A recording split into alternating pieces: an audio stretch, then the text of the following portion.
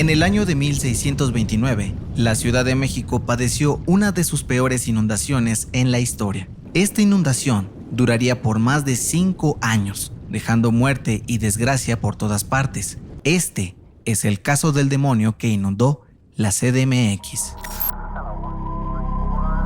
Archivos secretos de El Heraldo de México.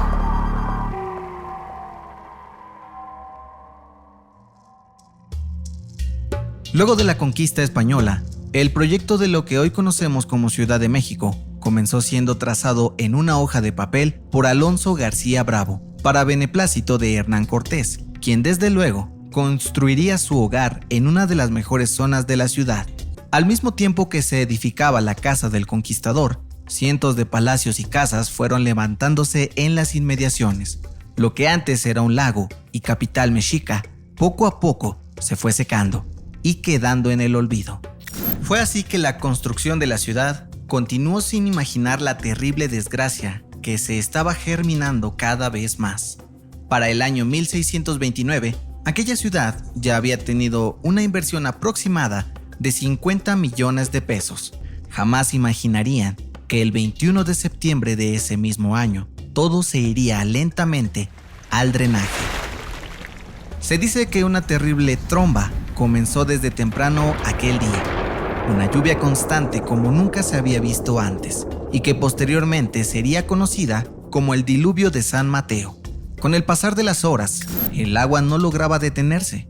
Los sistemas de desagüe no se dieron abasto ante tanta cantidad de líquido, y los pobladores vieron la furia del agua cayendo de los cerros que ellos mismos talaron para construir su hermosa ciudad.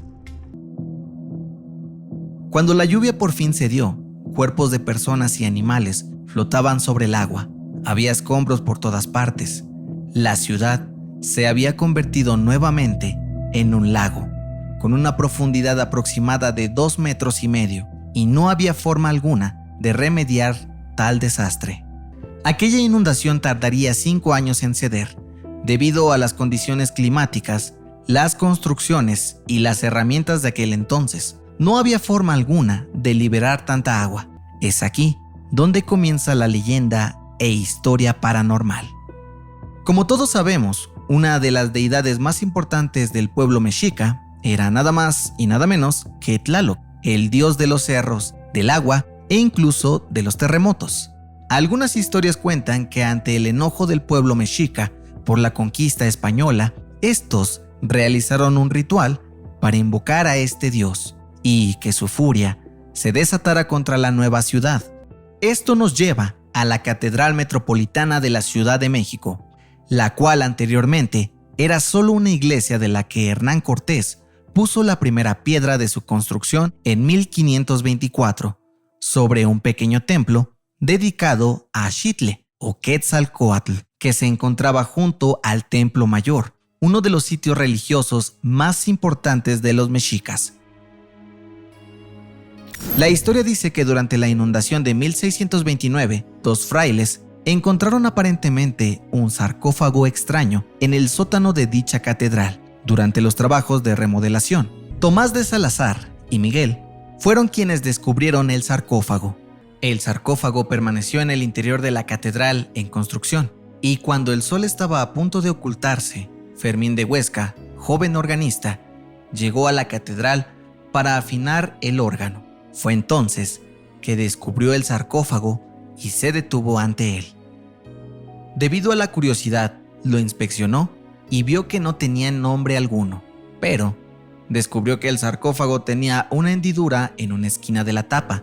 Cuando se asomó por aquella hendidura para intentar ver el interior, su sorpresa fue enorme. De pronto, escuchó un ruido y vio que algo se movía. Entonces, se retiró asustado, pensando que posiblemente se trataba de una rata, aunque el silencio y la soledad hacían más siniestro aquel sarcófago. Su juvenil curiosidad pudo más que su miedo, y nuevamente se acercó e introdujo por la hendidura un papel que envolvió a manera de rollo para facilitar su entrada por el agujero. Pero cuando creyó que el roedor mordería el papel, sintió un fuerte tirón, como si alguien lo hubiese jalado desde el interior, y entonces sacó el papel y se sorprendió todavía más, pues no tenía mordeduras, sino que sus bordes estaban renegridos y cortados. Y en su desaforada carrera por uno de los pasillos de la catedral, se encontró con el Padre Superior, quien al verlo tan agitado le preguntó cuál era el motivo de su angustia. El joven le respondió que dentro del sarcófago había alguien. Le enseñó las manchas que tenía el papel. El Padre Superior, alumbrado por un cirio, se acercó sin ningún temor al sarcófago y miró que la hendidura era muy pequeña, pero que cabía la posibilidad que a través de ella pudiera introducirse algún roedor. Pegó el ojo en el agujero a la vez que intentó alumbrarse con la luz del cirio, y de pronto se mostró aterrorizado y solamente pudo gritar: ¡Santo Dios! Comenzó a rezar y retroceder poco a poco, alejándose de ahí. Al día siguiente, las obras de construcción de la catedral se paralizaron. El franciscano acudió al Santo Oficio. Esa noche, a puerta cerrada, el exorcista y la Santa Hermandad llegaron a la catedral después de los rezos, exorcismos y salmodias religiosas que se habían ordenado alrededor del sarcófago. Los hombres trabajaron arduamente, ya que la tapa estaba sellada, pero por fin, y luego de muchos esfuerzos, aquella tapa cayó al suelo, produciendo 1000 ruidos espantosos, como si fueran truenos o tormentas. Toda la tierra pareció temblar. Una fuerte ráfaga de aire apagó los cirios y faroles. Entonces, ante la mirada atónita de los frailes y los miembros del Santo Oficio, algo escapó del sarcófago. Cuando por fin todo pasó, encendieron los cirios y los faroles, descubriendo entonces que el oidor Cervantes había muerto de miedo. Al seguir alumbrando con el farol, miraron tendido en el suelo a Fray Antonio de Medina, que también estaba muerto. Se dice que luego de este exorcismo, el demonio fue nuevamente capturado en un cofre que posteriormente enterraron en las criptas de la catedral, bajo la tumba de Juan de Zumárraga, primer arzobispo de México. Tras este suceso, el nivel del agua comenzó a bajar y la capital de la Nueva España por fin pudo reconstruirse tras la inundación. Pero, ¿qué tan cierto es esto? Desde luego, nosotros solo tratamos de presentarte los hechos. La última palabra la tienes tú.